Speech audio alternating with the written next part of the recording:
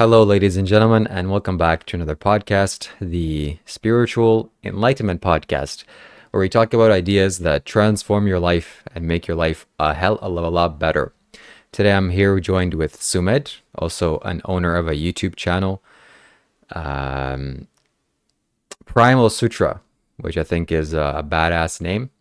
And today, initially, we are discussing Sadhguru's inner engineering program, and very specifically his Shambhavi Mahamudra technology. So I did an interview with Sumit just a few days ago, and he said, basically, I quote, that he said it was a tech. It was an interesting tech, he said. And I thought that was a very appropriate choice of words. It is a technology. Shambhavi is a technology. If you employ it, it reworks this so fantastically. Giving you some very quick history, I've been initiated by Sadhguru in 2019, and I practiced this every day for about a year. It was so good. 2 times a day I did this. And then it kind of tapered off, and resistance built back in my body, and I stopped and tried again and stopped. But now I'm doing this. I'm trying to find the right rhythm, doing this every second day, not every day. I can't do it every day. It's too much. But yeah, it's a fantastic technology to open up your pineal gland, your third eye. So what do you think about this, Sumit? And first and foremost, welcome back to the show, my friend. How are you doing? All right, thank you. So, yeah, inner engineering is a wonderful technology. I think that it really understands the inner world, as far as I understood it, because there's tuning, there's vibrations, there's different asanas, there's different.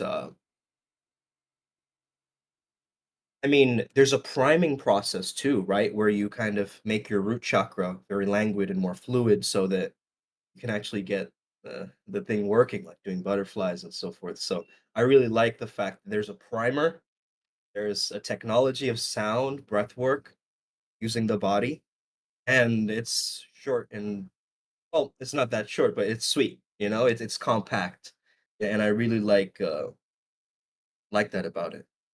It's very compact. Yeah, you said it also that it's short. That's one of the benefits. It's not too long. It's not Right, an hour practice or something longer. It's right. just 21 minutes. That's really good. That's really succinct. And I'm glad Sadhguru made it so short. But I'm curious also to know the benefits that you received, if any. Have you noticed any benefits practicing this? Yeah. So I've also practiced many other forms of, meditation, transcendental meditation, so forth, many other forms. But this one specifically, what I noticed is that it does bring up the energy towards the heart space more, and it opens you up to connecting to others, like feeling other people's energies, tuning into other people's energies. Uh, Very powerful for that. I remember all of my chakras buzzing after I did it first few times, and it's kind of overwhelming. So then I tapered off of it a bit, and then I came back to it. But yeah, it's always been kind of like a clockwork, for me, working in the background for me, and I understand um, its purpose, its Mm, benefit is to be more alive. That's its main benefit, is to be more present, more alive, instead of a zombie. absolutely. I'm glad you say that because that's also something I've noticed within myself. This practice makes you much more sensitive to life, makes you much more open to feeling, to perceiving, to realizing. And oftentimes when I do this, tears of joy just shed down my cheeks. Not that I'm some sort of, oh my God, I'm so joyful, but just, oh, I'm becoming aware. Tears are flowing out of my eyes. And it's my body's kind of way of releasing this ecstasy. Very, very gentle form of ecstasy. Right. It's also the oxytocin release from the tears, right? That's just making you feel so Mm. good. Yeah. Yes, yes, yes, exactly. And yeah, when I do this, I feel so much energy going into my forehead, my third eye, and especially when I do the breathing, the very one of the last processes, the 4 minutes of breathing, And the very intense breathing, it really shoots up energy into the forehead. Yes. So I'm curious, how were you initiated into this? What was the process of that like? I think you said that you saw Sadhguru, and tell me about the initiation process. Yeah, so we went to this Isha center in Delhi, I believe, and it's very interesting having vegetarian food and like just following all the norms and customs there. Uh, you know, it was interesting to see other people who were also completely new to it, kind of exploring this whole adventure. I remember that at first Sadhguru wasn't there, right? It was just an empty room, and I mean, empty in the sense there's no one on stage. There's a whole audience. And then we all sat down and we were listening to one of the Isha members speak for solid 15, 20, 30 minutes. And then eventually Sadhguru came on. So there was like a kind of a video kind of thing that we had to tune in to understand it, the rules of the game before you start playing it, right? So someone gave instructions. He came out. He started dancing as soon as he hit the stage, which was brilliant to witness because he really knows how to own the room. Uh, there's a very deep influence I think he has, and the moment I felt his energy, I mean, his laughter and his bit like questioning things, and like his little mannerisms. You know what I mean? Like, is it not? Hello, you know. So these little mannerisms they actually make him more relatable, more human. And it's very profound, very profound because being in his presence you can feel it. It's like a whoosh. um so yeah, he does fit the criteria for what you would say is a guru, a person who brings you from darkness to light. Yeah. And were there people screaming during the initiation? Oh yeah. Screaming, crying, frantically yelling, like throwing a fit almost. Certain people, some people, yeah, like like, like in pain, you know? And I think it's because of the shock of the Kundalini experience of just being in that environment, going through these um, yogic asanas for some people who haven't really experienced that much yoga, or at least um, maybe very intuitive or very empathic. It can be a very big shock to their system. Like, whoa, like this is a lot. And so if you've been repressing all of these things inside of you, and then you come to an event, obviously you're gonna have some form of release. And a lot of people who go to events, they want to transmute something, they want to rid themselves of something, right? So I think that's why I personally went, because there was an opportunity. Like, of course, my dad wasn't too approving of it in the beginning. He was like, okay, yeah, Sadhguru. um, but after a while, like, I realized why I had to go. It was primarily the Adi yogi energy that I picked up, which is right there behind you. Um, that energy is absolutely phenomenal. Well, I could speak more about it, but I see Shiva as almost like a rebellious character. And I felt that energy from Sadhguru, the rebel, the one that said, "No, I will marry your daughter." The one that just moved ahead and owned himself. I am an ascetic monk. So what? I am a yogi, and I think that that's very powerful, and I immediately felt that energy from. Yeah, I'm remembering my past with this in 2019 as this happened.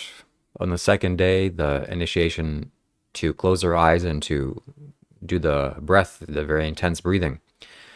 And Mhm. Sadhguru said very pointedly that you close your eyes, everybody close their eyes, and no matter what happens, even if the person next to you is halfway to the afterlife, you don't open your eyes.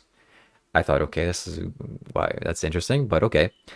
And he reiterated, do not open your eyes for no reason. Just please keep your eyes closed. It's very important. I'm like, okay, I'm going to keep my eyes closed for sure. So then everybody closed their eyes and music starts playing. And then Sadhguru gives us instructions what to do to breathe through the nostrils. And then he started saying Shambho and clapping. Each and every single time he said Shambho and clapped, it's like waves of the ocean smashing me in the face, waves of water hitting me with energy. And I was taken back each and every single time. But not only that, the people in the audience were screaming so loudly, like almost as they were dying. I wanted to open my eyes so desperately because I wanted to Yeah. see if I'm in danger, What's if they're going being, on? yeah, if they're Yeah, being yeah, cut up into pieces or what's going on. yeah. But I resisted, of course, and I kept my eyes closed. And I realized this is very powerful technology. Lots of energy is being released. That's also ironically the first time that I saw Shiva. This massive energy was being uplifted in me, and through my mind's eye, I saw this large, glorious form above us, kind of overlooking the whole thing. Mm. And yes, Sadhguru is also very rebellious. And I think when you tap into this energy, tap into the Adiyogi's energy, you go on your own way in life. You're not conditioned by society or the world around you. You kind of do your own thing. Totally. And you know, I've also observed that Sadhguru is very good at clearing negativity. Um, and he does this through his mannerisms very unconsciously. Like he'll go, or- right, Mm. during, and that's, I mean, celebration, noises of celebration, clapping of the hands, snapping your fingers, the whistling to call upon the guardians. It's all just meant to be, you know, and that's a technology that you can use as well. If you're ever facing any kind of inner turmoil or negativity, start whistling, start attuning yourself to this. Um, Clap your hands, you know, wildly. You'll notice the energy shift. Tell us about your first experience with Shiva. I know you were brought up in India.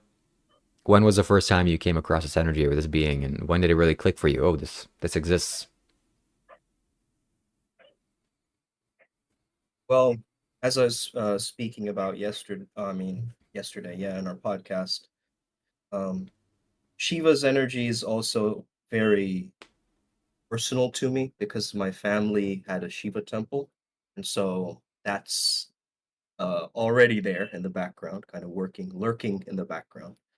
However, Shiva's particular energy came when I think originally, you know, it started when I was really exploring the depth of meditation and yoga and the when first started exploring it. And then of course you would also sometimes resonate with his energy through cannabis. The only issue with that is that a lot of people they don't know how to chime into the different higher consciousness of how it's used. So um weed vibrates at acceptance when channeled in the right way, but it can also be something that we use to escape and you know we get into fear and apathy and numbness. So um you can try to access Shiva, but don't use some like you know shortcuts.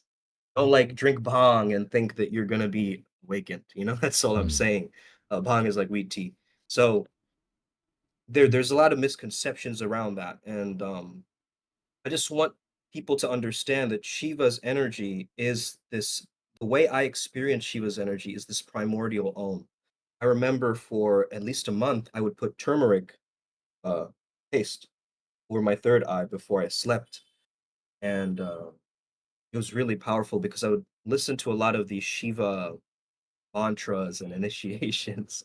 One of my favorite ones to say was, Soham Shivoham. I am that Shiva. I am that I am. And that's a very powerful one for me that I really resonate with. Also, Harmade, which is like it's like a sword that can slice through any illusion. That so the different mantras, Om Namah Shivaya, is also an amazing way to bring you through all the elements, and it's just you know it's a powerful mantra as well. But yeah, through the power of mantra, through the power of breath, He has just shown up in my dreams, in my during my meditations. You know, blue figure suddenly showed up suddenly in one of my visualizations, and at first it's quite terrifying because as a person who's uninitiated or doesn't know about this stuff, it can be kind of trippy. So when I felt my third eye kind of like reverberating, like, or walking into a Shiva temple and feeling like an earthquake type of feeling, um, I knew that there's something to this energy that's quite different. And I'm not saying I'm Shivite or, like that. But all I'm saying is that the energy is definitely something for us to get to know better. It's an ego destroyer energy. It's an ego death energy. And I think a lot of people, uh, to work with that energy, the ego craves, shout out to one of our adepts, Mathis, who said, the ego wants three things: safety, control, and approval. If you can watch how your mind craves all of those three things, you can take a step back and actually understand how the soul works within this egoic structure. That's when the power takes over. So I see Shiva as a container energy. Like it can hold anything in its place, but then it's also the one that lives in the three cities, right? The Turiya, the fourth state of consciousness. So he's also the one that is beyond sleeping, waking, and dreaming. Um, so I really value his energy, so to say. He's one of my guides that consistently have worked with. What would you say to a person saying that, looking from the outside and thinking Shiva is some sort of devil worship, he has a Yeah, snake around himself, and usually sure. with some goblins and skulls around his neck and blue, some Yeah. false god? What do you say to people like that? I mean, Sanatan Dharma teaches that all gods are the form of one reality, an ultimate reality, Brahman. You know what I mean? And it's not like the snake is the same serpent from Adam and Eve, or like, it's not that his trident is a pitchfork like the devil. There's symbolism that means something that is very different to what you're perceiving it as. So you can see him with a crescent moon on his head and think, why has he got a moon on his head? That's so weird. But for people who understand that the Ganges is flowing as water, and these symbols, these metaphors, actually tell you about the nature of the universe itself. Like he has the snake around his neck to overcome his fear. And when a lot of people understand that, okay, we revere the snake, we see it in awe, but we're also scared of it. He's not scared of it. That's why he has it around his neck. And the Nagas are protector beings oftentimes. So it's people can look at it through another lens and completely call it demonic or something like this, or dark. But those are misinterpretations. Get to know the real Shiva is what I would tell people. Get to know the real version of him and not what media is portraying him out to be, right? What Hmm. cancel culture is portraying him out to be. Yeah. Uh, Tell us something about semen retention. You have anything to share with us about this topic? Have you practiced this before? What do you think about it? I think it's brilliant when done in a right way and process. I think it makes you more wired into reality and understanding of your spiritual path, because it brings up all the gunk you've repressed, essentially. Of course, it raises your testosterone and masculine energy, so that's a good benefit. And a lot of people, I think they overdo it, with the communities, the nofap, and the kind of. I think it's a great movement. Don't get me wrong, but whatever we resist will persist. So when I've tried, I think I've gone like 200 days once, or something like that. It's wild. But during that phase, I noticed also it's not so much the semen retention that's an issue, it's the self-control, it's the self-mastery that's the issue. So for a lot of people who are practicing semen retention, it's a practice, it's mainly a practice of your self-mastery, because let's say you go on the semen retention journey and you get all this lower basal energy, stuck to your lower back and stuff, and you're like, fuck, I just really need to nut, I just want to release this thing, right?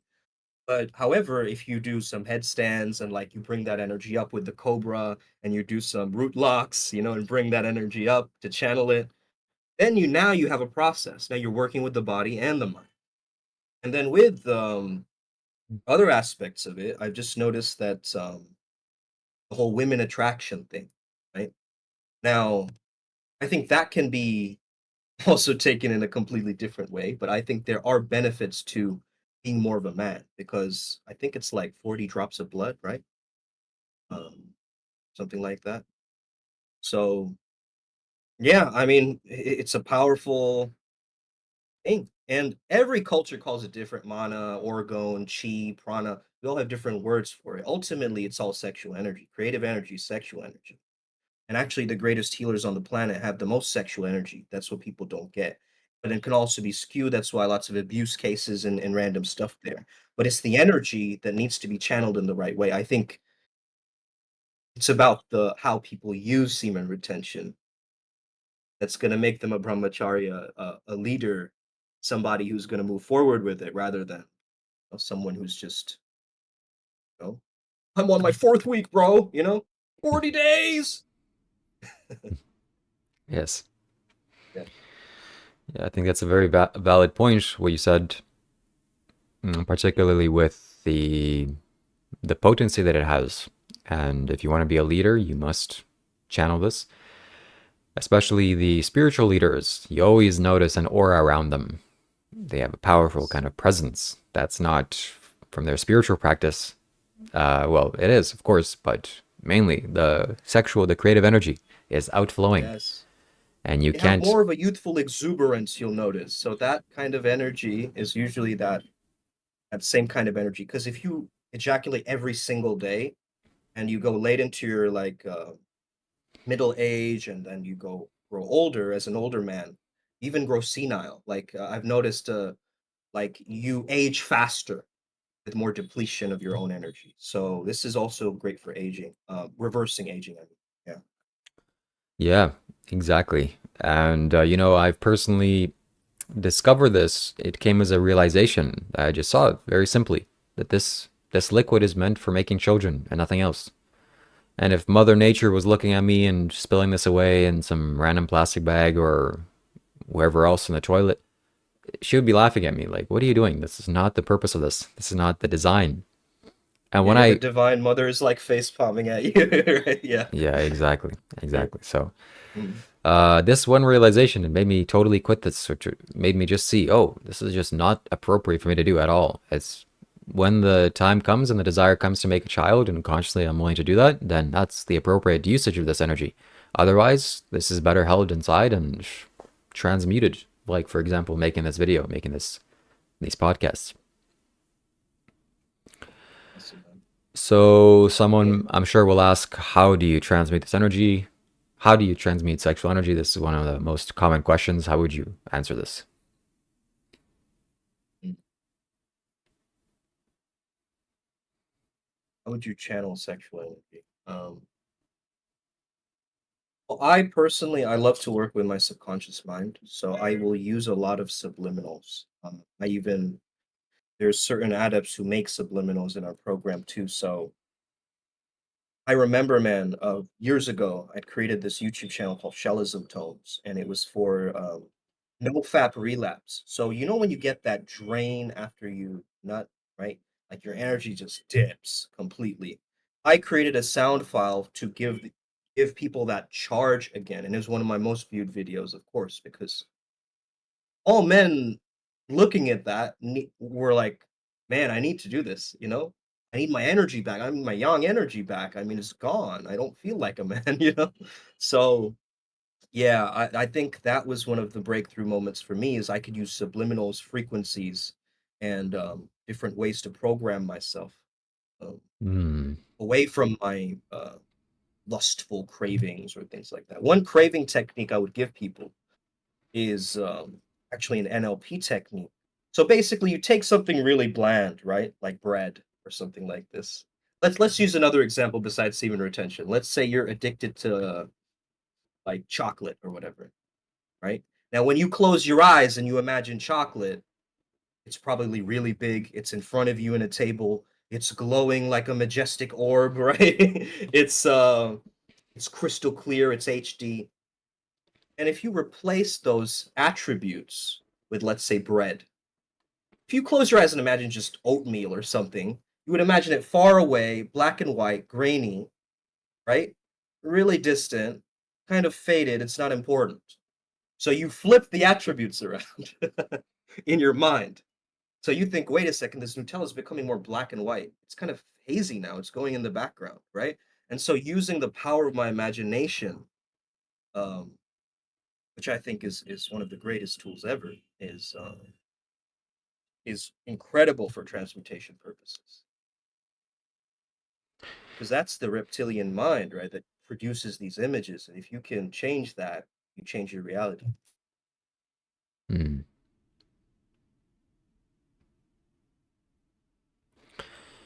Do you do any kind of physical yoga to help with this transformation? Yeah, man. So I love doing the root lock and the breath, the Dr. Joe Dispenza breath, you could say, where he clenches the intrinsic muscles and pulls it up to the top of the head. Very, very helpful because it takes the lower emotions and makes it more elevated. So I highly recommend that, as well as like anything for the spine, and bring that energies like cobra or yeah, different yoga asanas, maybe even boat pose and things that help with the pelvic region or even transmutation of the basal energies. So yeah, stuff like this can be very helpful. There's also something called Kalari Sutra for men who struggle with erectile dysfunction. I found this through this Bollywood actor who does these workouts where he uses primarily his sacrum and his pelvis. And if you practice these workouts, you will notice that your sexual vitality and energy really changing. So it's very amazing, especially for men. They lose that drive after a while when they get older. It's a really good practice to introduce. Called Kalari Sutra, for those wondering. Hmm. Powerful. Yeah, men in the Western society, when they get older, they use testosterone replacement therapy, TRT.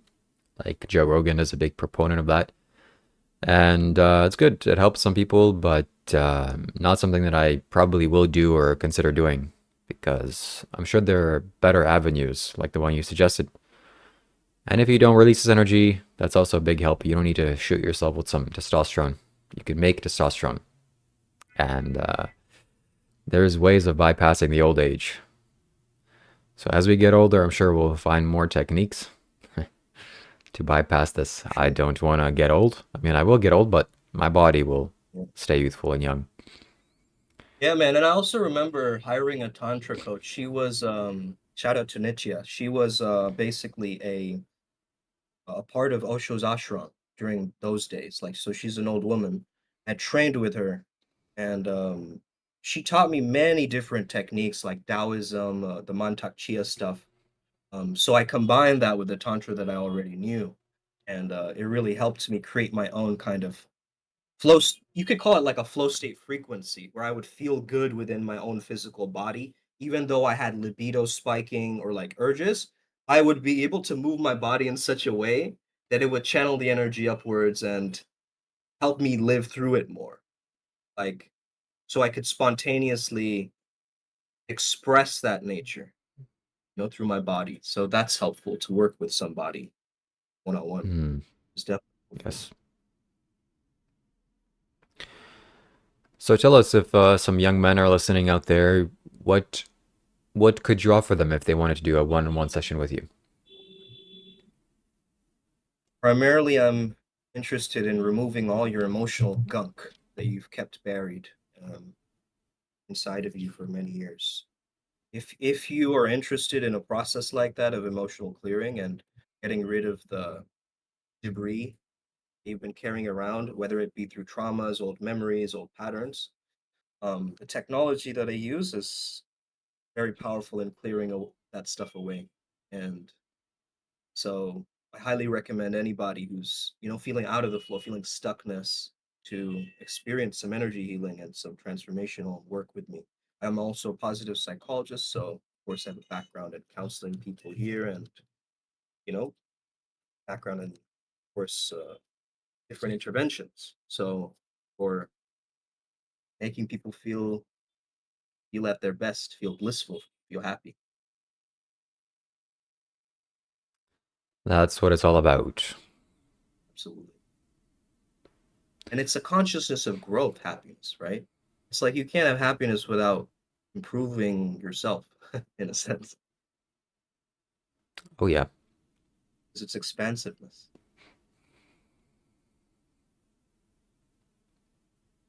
You know, something that's coming up is the word for India, Bharat. You know what that means? Does that mean war? Well, Bha is the light of consciousness, and then it's like you get a union that's sacred, that's not sinful. So it would be the splendor of sex, because Rati is like the pleasure or desire, right? So, of course, there's many different versions of what it means, but it's interesting to say like Bharat is like one devoted to the light, Hmm. seeker to the ultimate truth. So it's not the light isn't external, right? It's just it roots us to our higher self in a way. Hmm. So I I like like. that word better than Hindustan, you know. Yes, me too. Yeah, I like that word or definition much better than the others I've heard. Also, shout out King Bharat, yeah, Mm. the son of Shakuntala and yeah, the stories, the myths. Yeah, India or Bharat is definitely a light country, not only internally but Yeah, externally also. Lots of light is present there, and that's right. that's where self The trans. light that is to be relished. That's what it. I mean, that's my translation, but like a light that is to be relished or enjoyed. You know. Mm. Yeah, if anybody wants to go through some serious and powerful self transformation, that's arguably the place to go on planet Earth. Nowhere better. Yeah. It's just not a name; it's a vibration, right? It's I think it's the timeless truth, Sat Chit Ananda. You know, truth, consciousness, and joy. It's not just truth. It's not just consciousness. It's not just joy. It's all three, right? Um, and that's the bigger picture. That's our true nature. So yeah, it's amazing, man.